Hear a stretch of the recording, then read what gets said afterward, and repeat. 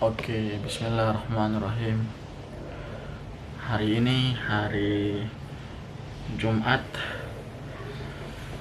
bulan Juni di tahun 2021. Saya berada di kota Ternate. Selepas sholat Jumat tadi, saya berpikir terkait kejadian 2 hari yang lalu, kedatangan beberapa menteri, banyak sekali yang ke Maluku Utara,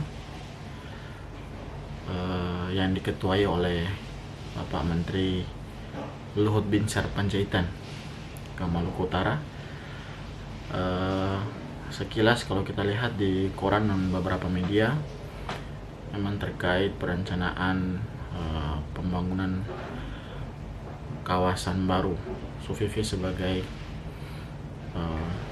kawasan khusus, tetapi juga di balik itu ada satu agenda besar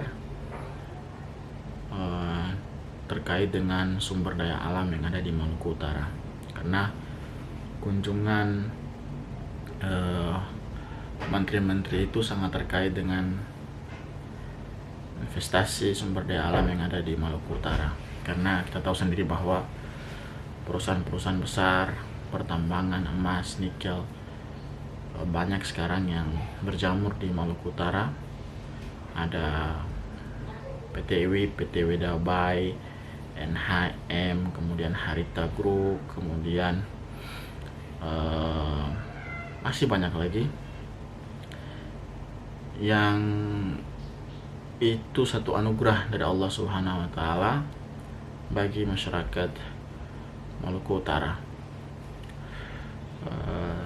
Tapi yang jadi pertanyaan besar adalah kita harus berhati-hati dan mengambil pelajaran di kota-kota yang lain, kemudian di negara-negara yang lain, bahwa sumber daya alam yang melimpah itu kecenderungannya masyarakat yang berada di situ terabaikan, bahkan bisa menjadi budak di tanah negerinya sendiri.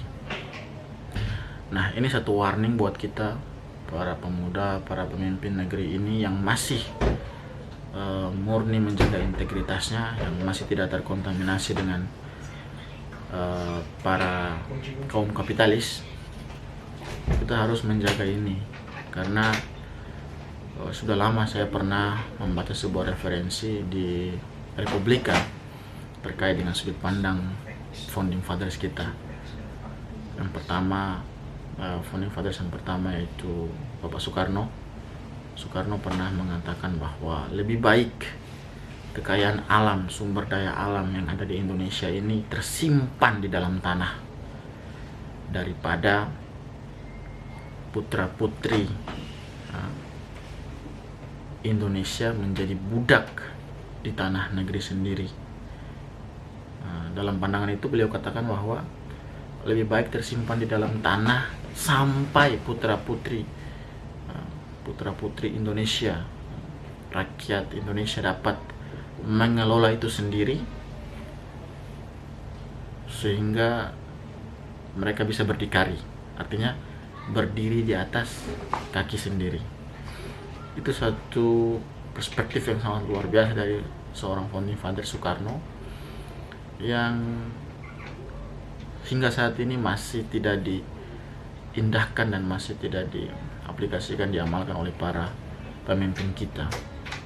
Karena kekhawatiran saya sama, bahwa ke depan nanti Maluku Utara, Halmahera, banyak bahkan rakyat-rakyat masyarakat yang ada di Halmahera sana menjadi budak, dan mereka bahkan bisa menjadi minoritas dalam pengelolaan sumber daya alam yang ada di sana.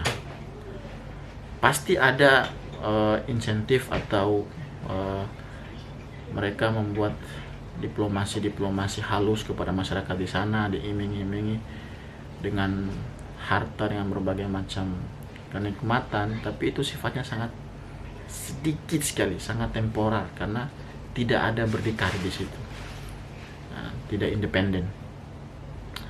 Sehingga penting untuk masyarakat yang ada di Halmahera, di Maluku Utara, untuk sama-sama bisa berjuang agar kesejahteraan mereka tidak paradoks dengan perusahaan-perusahaan tambang yang ada di Maluku Utara.